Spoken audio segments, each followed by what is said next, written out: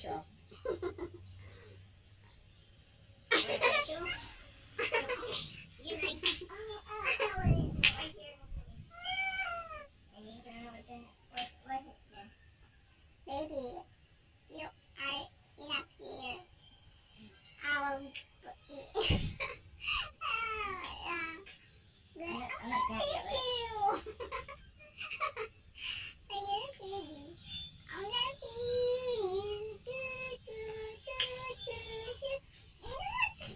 I don't want it.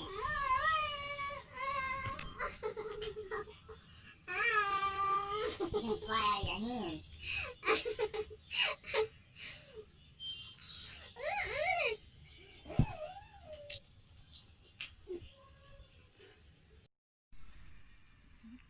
Mess, babe, it's a mess, baby, it's a mess, baby,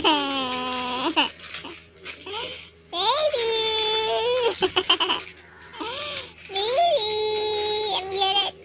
I'm gonna squish you, I'm gonna squish you.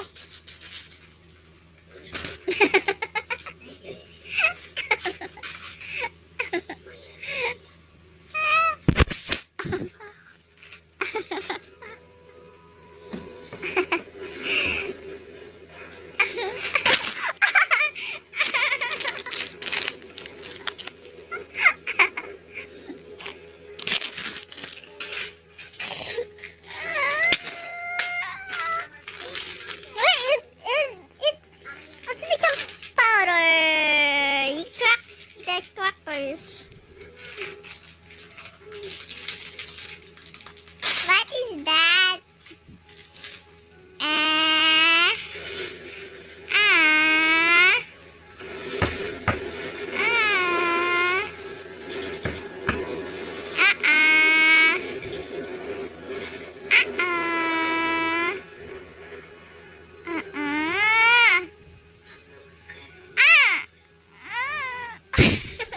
Why you smell that?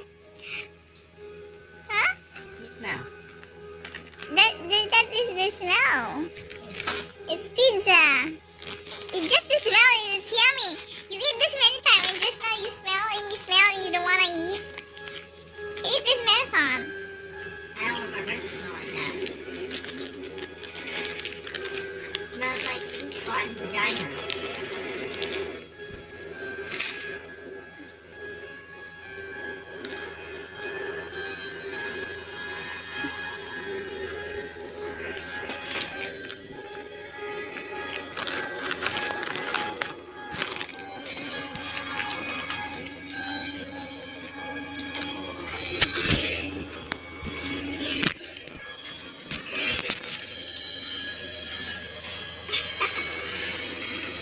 That's loud.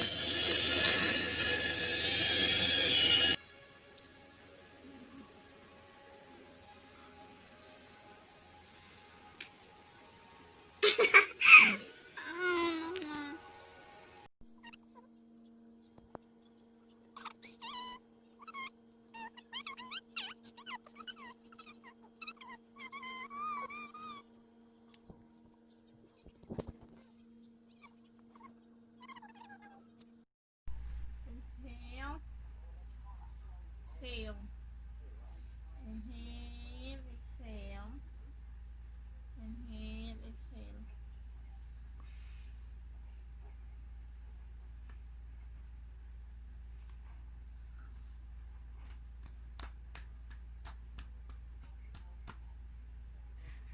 I tried so hard and got so far, but in the end, it doesn't even matter. I had to fall to lose it. I just want you back. I'm running to your side, flying my white flag, my white flag.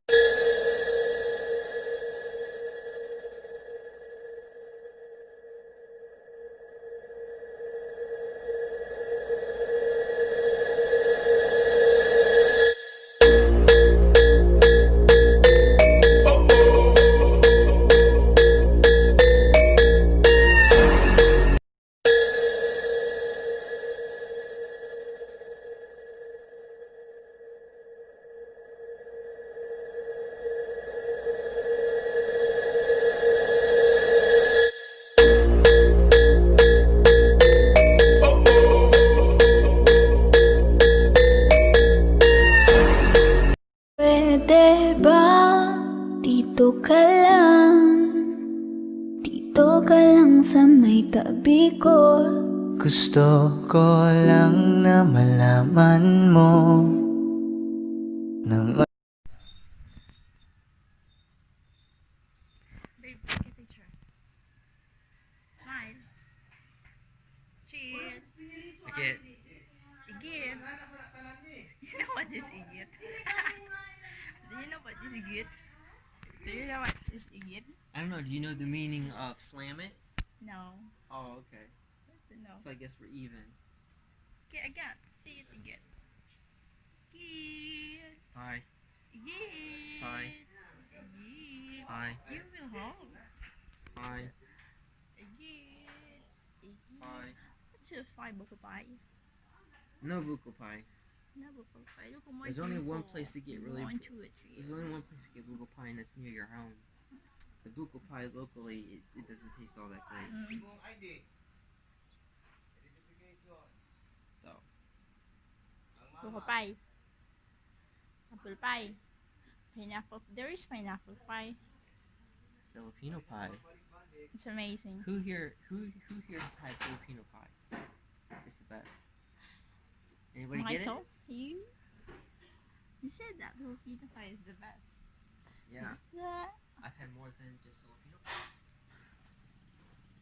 He's not using bad words.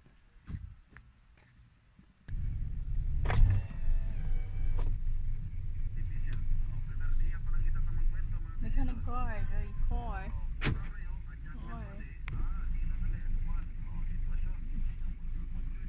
Yep.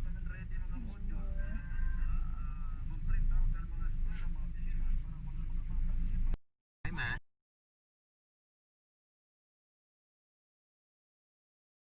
Hi guys.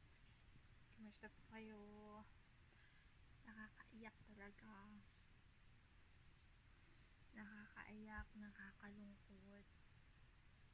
Naramdaman ko na po na yung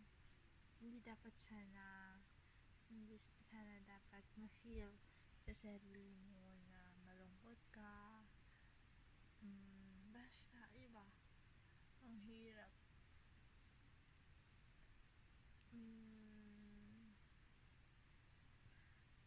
Malayo na lang kami sa isa't isa. Sa taong mahal ko. Nakakaya.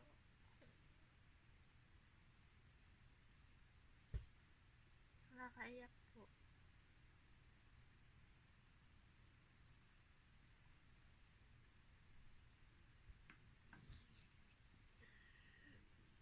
Basta nakakaiyak. Ewan ko kung kailan naman kami magsama. Hindi ko alam kung kailan. Basta, malapit na naman kami magkakalayo sa bawat isa. So, ganito talaga yung This is my first time na masasaktan talaga. Naramdaman ko talaga yung sakit. Na magkakalayo kami. Kaya hindi ko kaya, pero wala na akong magagawa. Kasi kailangan na umuwi sa kanila. Mahirap naman kung mag-stay siya dito na siyang trabaho. Wala kaming trabaho. Mas lalong mahihirapan kami.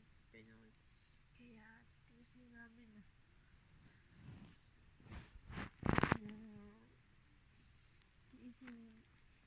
na magkakahiwalay naman kami sa ngayon. Pero we are praying that time comes. Magkakasama na naman kami ulit. I believe that one day at a time, magkakasama na naman kami ulit. Pero I keep thinking every day, I feel so crazy na magkakahiwalay na naman kami, magkakalayo na naman kami sa bawat isa namin. Pero I need to be strong. I need to be strong for our relationship. I need to be strong so that I can take care of myself. I don't want to get sick. I need to pray. I just need to pray. And then kasi siya sa labas, nag-booking sa ticket niya. And then, I don't wanna join with him. Kasi parang, masasaktan talaga ako na nag-book siya sa ticket niya. Basta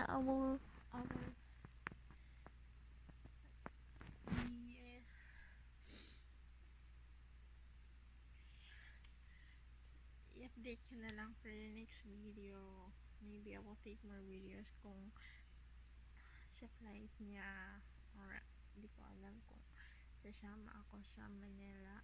Tapos problema ko kasi pagsasama ako pagbalik ko dito may problema ako baka i-quarantine na naman ako. Natatakot din ako magbiyahe kasi nang dahil sa coronavirus ganun. Mahirap kasi pag umalis ka sa ano natin tapos pagbalik nahirapan tayo i-quarantine na tayo ngayon. Basta iwan ko baka sasama ko sa kanya dun ihatid siya sa Manila. And that time malapit na kasi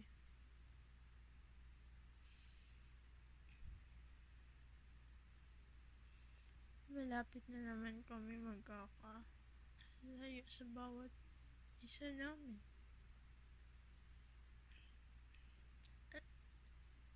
Mahirap. Mahirap.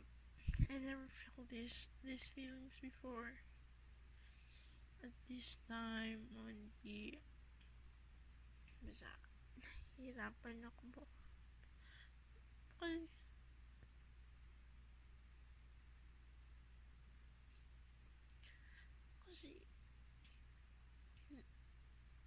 masakit para sa akin. Hindi lang ako nasasaktan. Nasasaktan din siya. By the way, this is our life. We need to be patient. We need to accept the reality. But good thing is just be strong. Just be strong. I just need to be strong. You need to be strong. Yun lang po. At ito lang po guys yung I share this video for you.